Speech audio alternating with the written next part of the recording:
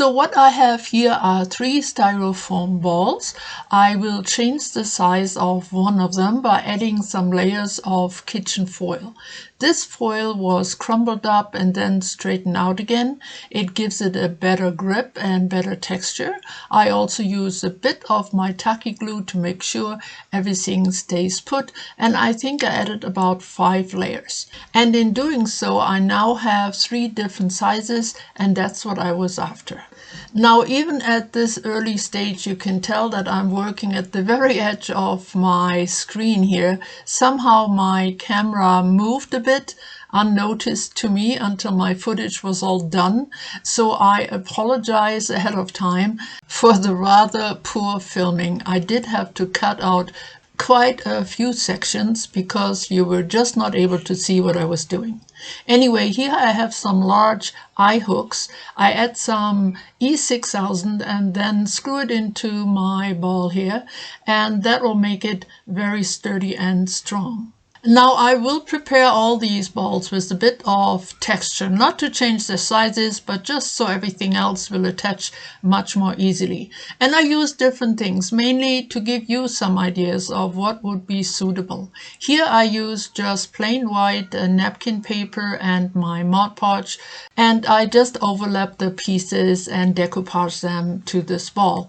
Not so much to change the size, but rather to give me some texture and a nicer surface to attach anything else I want to work with.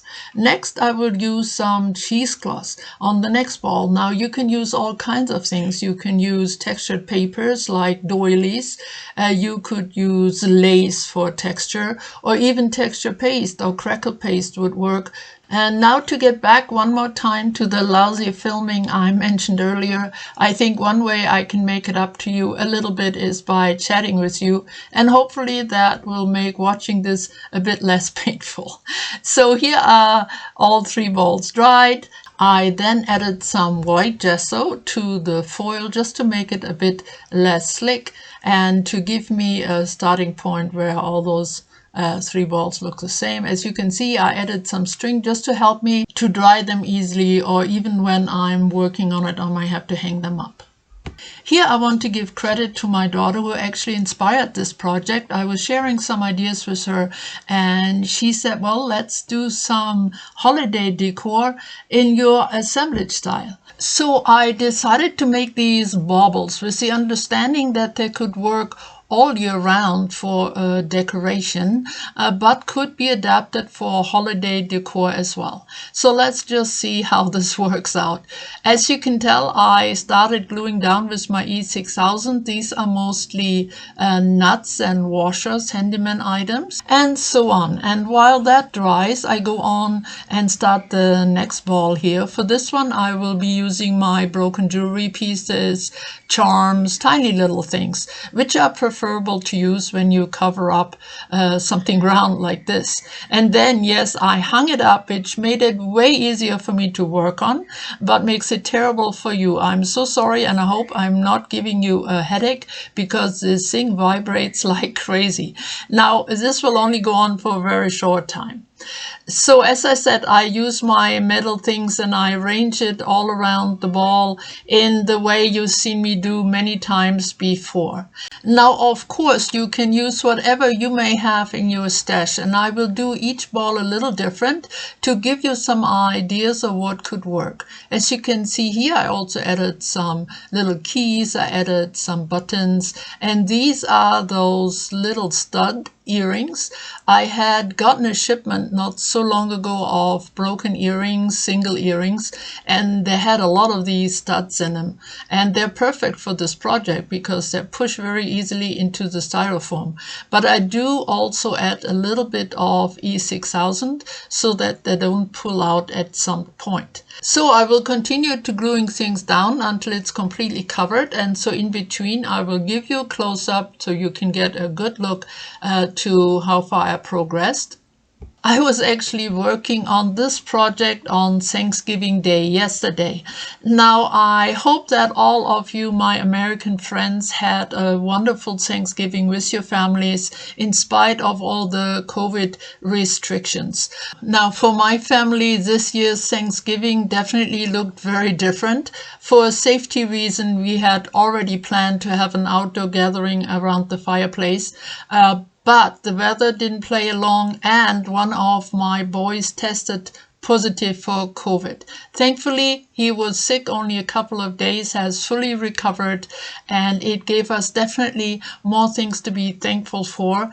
But we are also keeping a very safe distance from everybody, which is not easy to do. All right, now on to ball number 2. I pulled out some broken jewelry chains and I sorted them out by size. And for starters, I will make some swirly designs right around those nuts and bolts I glued down earlier. Now at this point the trouble really starts because you can hardly see what I am doing, but I'm gluing them down in a little bit of a formation, a little bit of a design, and it's fiddly. If you have ever worked with string or rope creating those type of textured pictures, you know what I'm talking about. Well, chain is even harder to manipulate. Some of it will go into tight corners. Others will only make big wavy lines, so you have to kind of work with the material. I do let things dry so in between, so I'm going on to ball number 3. And for this one, I will mostly use beads and I will decorate it in a very symmetrical way, like a mandala, where everything kind of fits and has a pattern. Again, just to show you that you can approach these kind of projects from many different angles. To give me a bit of a guideline to help me keep this symmetrical, I added one of those elastic rhinestone bracelet and it fit perfectly right there around the equator. So the top half is done. Now I also added some eyelets, I added some push buttons, and I added some little pins to it. And here is the final look of this little ball. This one was actually the fastest to complete. And when I started with this project, I thought, well, this will be quick and easy. Well, it was easy, but it wasn't quick. It really took some time, but kept me very busy all through Thanksgiving. So now back to ball number 2. I already started to fill in the empty spaces. Basically, I want to cover the whole ball. I will do different sections. I will use different size of chain. And as I said earlier, some of it can squish into little corners. Other pieces are too big and will just make a sweeping motion all across like this big chain here. And yes, again, you can see all my steps, but I think you get the understanding how this came together. So here it is. It is completely covered. It's actually rather heavy, lots of metal. And now I let all these 3 balls dry really well before I use some black spray paint and give them all a coat. Now they're all dry and I can start coloring them. And for this part, I will put the mediums in the caption and will take just a little break from chatting, but I will be right back.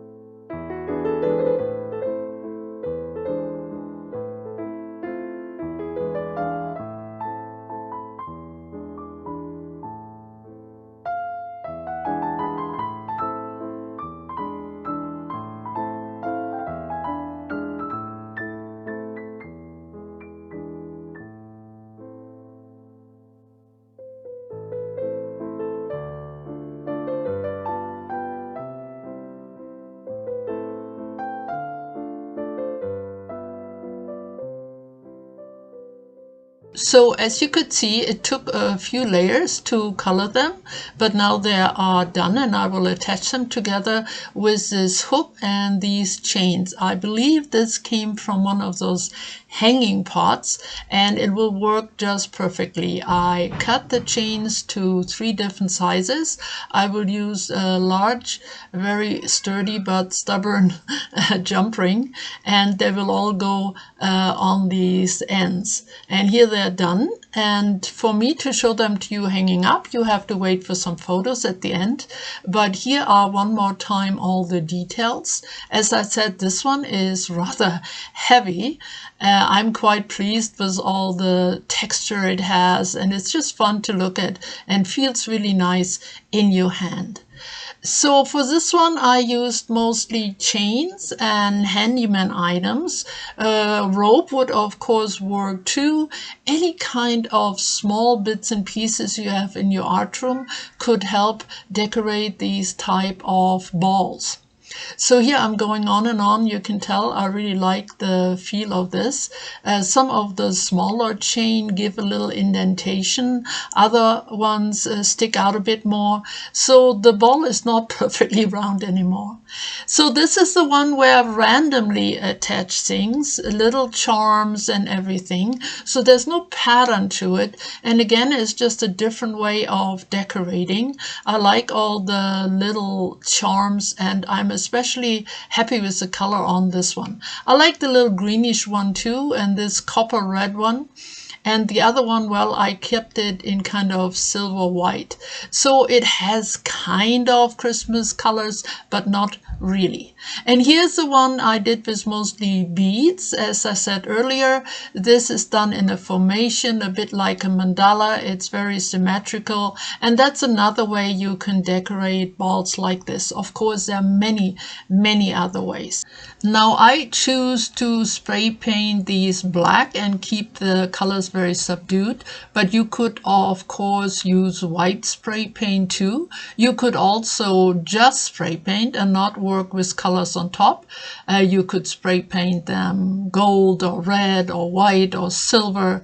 You could absolutely use a bright Christmas ribbon to attach them to each other, or a burlap ribbon, or whatever you like, whatever look you are after. So I think this will be my maybe holiday decoration for the year. Thank you so much for coming. Please come and see me soon again. Stay safe, stay healthy and creative. Bye bye for now.